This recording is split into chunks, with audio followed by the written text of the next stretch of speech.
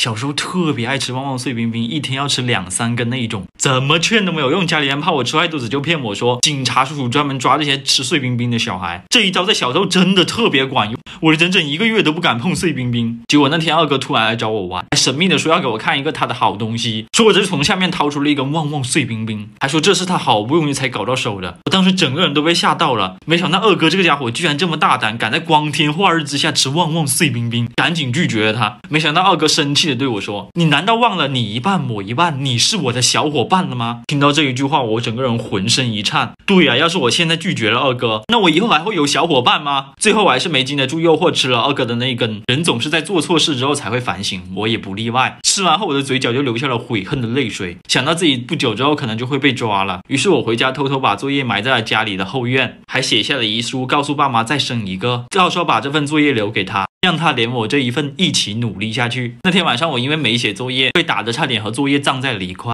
有一次在外面上厕所忘记带纸了，周围又没有人，当时又是大冬天的，冻得我实在是没有办法，就用手解决了。回到家之后，我把这件事情告诉了我爸，我爸生气的对我说：“男人的手是用来打天下的，不是用来当厕纸的。”说完就狠狠的把我打了一顿。当时我才明白，原来我就是我爸的天下，感动的我从嘴角流下了激动的泪水。我爸以为不小心把我打傻了，吓了他一跳，于是就转移话题，让我先去洗个手。我一进到厨房，发现有一锅水正在煮，我伸手摸了一摸，水温刚刚好，我顿时就明白了，原来我爸打我那段时间就是为了让水烧热一点，好让我有一个热水洗手。原来这就是父爱吗？温水洗手就是好，一下就搓干净了。我仔细看了一下锅里那一大块，颜色褐黄而不摇，遇水凝块而不散，实乃上品也。我顿时恢复了男人的自信，抬头昂胸的走了出去。过了一会儿，我爸跟我说我们家今晚上吃火锅，我兴奋的像只大马猴。好家伙，那锅端上来的时候，我爸问了我妈一句：“老婆，你什么时候放了火锅底料啊？”当时也不知道那天晚上是怎么挺过来的，反正那年的冬天特别的寒冷，一点亲情的味道都没有。当你们绝望的时候，一定要记得，这个世界上除了光以外，还有小魔仙。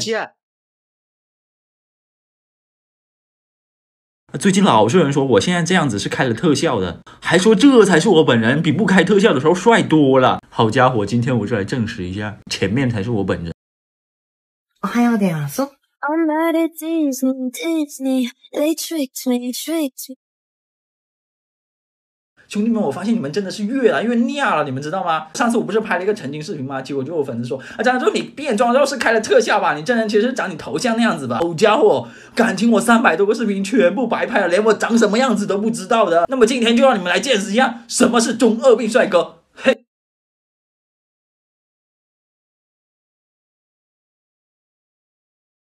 好奇怪呀，现在怎么连只猴都敢叫自己帅哥了的？之前我不是变了一个光和小魔仙吗？当时就有粉丝说：“张小柱，你为什么要把魔仙棒放到后面呢？你这样是不是看不起我们小魔仙？”其实并没有，只是这件事情说来话长，还得从5岁那年觉醒了双生武魂说起。当时我爸就对我说，一定要用我左手的神光棒保护好我右手的魔仙杖。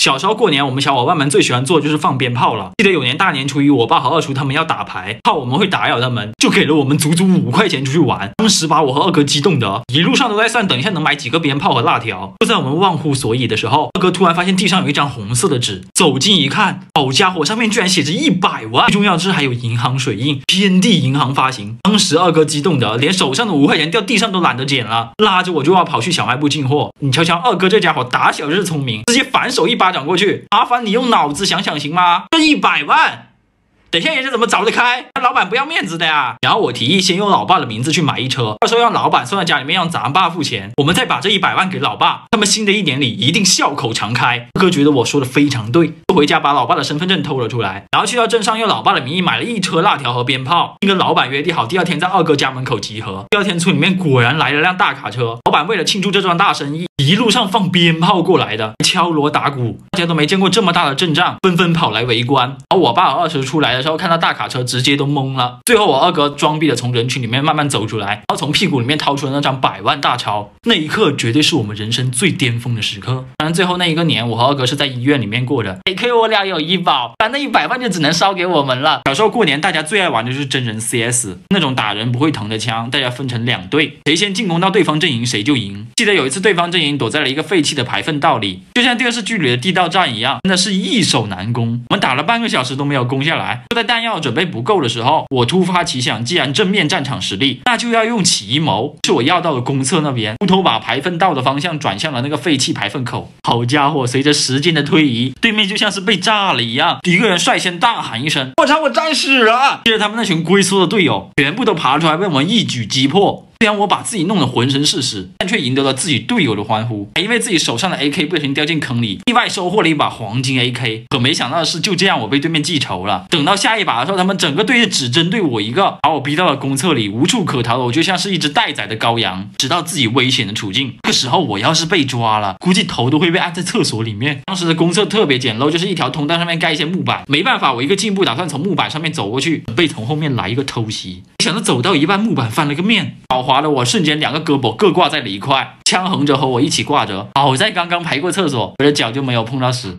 是我的力气也不足以让我翻出这个地方，我就只能这样子维持着这个姿势挂着，直到后面那些摸上来的敌人看见了我，一脸懵逼，然后直接就开笑，就连我的队友也一直在笑我。最后面才找了个大人把我救上来，但后来我的外号就从黄金圣斗士变成了吊死鬼。你有失去过最好的朋友吗？以前的我特别的内向，几乎没有人愿意和我做朋友。那时候跟我隔着只有一条道的女孩却总是主动找我说话，我有困难的时候第一个帮助我，还会跟我分享开心的事情。当时我就暗自下定决心，只要她有困难了，我一定第一个帮助她。后来有一次上课，我发现她低着头，紧握着拳头，表情十分抽象。有着多年排气经验的我立马就意识到发生了些什么。原来仙女也会排气的吗？看着她痛苦的表情，我的心情也变得乌云密布。我要想个办法才行啊！可是现在在上课啊，我应该怎么办啊？就在我冥思苦想的时候，我身后的二哥拍了拍我，给我递了一张纸条，纸条上面写着：等一下他故意捣乱，老师肯定点他起来回答问题，等他答对了，我就带头鼓掌，给他创造机会。当时我就惊了，不愧是二哥啊，连用掌声掩盖放屁声这种办法都想得到。点了点头，二哥他就立马使出了他看家绝技吸笔芯。好家伙，他简直练得炉火纯青，1秒就是吸得满嘴是沫。这种妈见打的行为，老师看了怎么受得了？于是就让二哥起来回答问题。可二哥平时都不听课的，这种时候他怎么答得对？就在我心里一悬的时候，老师摇摇头让二哥坐下了，接着让二哥的同桌起来回答问题。二哥的同桌可是个学霸，肯定知道答案的。妈萨卡，这也在二哥的计算之中吗？果然学霸一下就答出来了。接下来轮到我表演了，这时候我使出了吃奶的劲，使劲的拍了一巴掌，大叫一声好。本以为全班人都会跟着我一起鼓掌的，有可能是拍的太大声了，全班人都被吓到了，纷纷看了过来。而最近的他也毫无意外的被吓到了，直接没憋住。有句话不知道你们听没听说过，就是在肚子疼的时候，千万不要相信任何一个逼。于是就在这么众目睽睽之下，朵黄色的鲜花轰轰烈烈的绽放了。很遗憾，那个女孩第2天就转学了，裤子都是我帮她洗的，我只是短短的出现在了我的生命中。但从那以后，班里的同学都抢着和我做朋友，因为他们觉得我这个人特别的好，特别的真诚，就连朋友放屁都能激动的鼓掌。哎，我发现现在抖音变装后好看不一定会有人给你点赞，但变装前只要够丑就一定会有很多人给你点赞。那么今天就让我们来试一下是不是真的。现在应该差不多了吧？最近那个冰冰冰很火，我们也来一个。Like this,